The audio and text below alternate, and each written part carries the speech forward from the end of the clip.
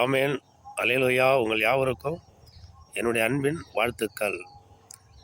2 ராஜாக்கள் புஸ்தகத்தில் 4ஆம் அதிகாரத்தில் எலிசாவின் இடத்துல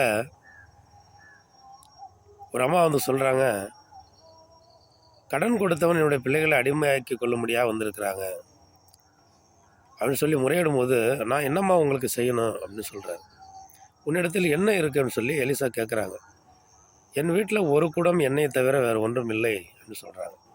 நீ என்ன பண்ணு, அக்கம் பக்கம் வீடு எல்லாத்துலேயும் போய் வெறும் பாத்திரங்களை கேட்டு வாங்கி நீயும் உன் பிள்ளைகளும் உங்கள் வீட்டுக்குள்ளே போய் வீட்டை சாத்திக்கிட்டு என்ன பண்ணுங்க, அதில் உன்னை அந்த எண்ணெய் எடுத்து எல்லா பாத்திரத்திலும் ஊற்று. எல்லா எண்ணெயும் அதில் வார்க்கிற பொழுது அது நிரம்பும். அப்போ என்ன பண்ணுறாங்க, அதே போல் எல்லார் இடத்துலையும் போய் பாத்திரங்களை வாங்கி அவங்களும் உங்கள் பிள்ளைகளை வீட்டுக்குள்ளே இருந்து அந்த எண்ணெய்களை அதை ஊற்றுறாங்க. எல்லா பாத்திரங்களும் நிரம்பிட்டு அவங்க அம்மா அந்த பிள்ளைகிட்ட கேட்குறாங்க, இன்னொரு பாத்திரம் கொண்டு வான்னு சொல்லி. பாத்திரம் இல்லை என்று சொல்கிறார். பாத்திரம் இல்லைன்னு அந்த பிள்ளை சொல்லும்போது எண்ணெய் நின்று போயிட்டு. அப்போ அவங்க போய் தீர்க்கதரிசியாகிய எலிசா கிட்ட சொல்கிறாங்க, நீ போய் என்ன பண்ணு, அந்த எண்ணெயை விற்று உன் கடனை தீர்த்துக்கொள், மீதம் உள்ள எண்ணெயை வைத்துக்கொண்டு நீயும் உன் பிள்ளைகளும் ஜீவனம் பண்ணுங்கள். பாருங்கள், இந்த நாட்களில் வெறும் பாத்திரமாக இருக்கிற, அபிஷேகம் இல்லாமல் ஜபாவி இல்லாமல் இப்படியாப்பட்ட ஜனங்கள் தேசம் முழுவதும் இருக்கிறாங்க, பட்டணம் முழுவதும் இருக்கிறாங்க, பின்மாற்றத்திலையும் இருக்கிறாங்க, ரட்சிக்கப்படாமலும் இருக்கிறாங்க.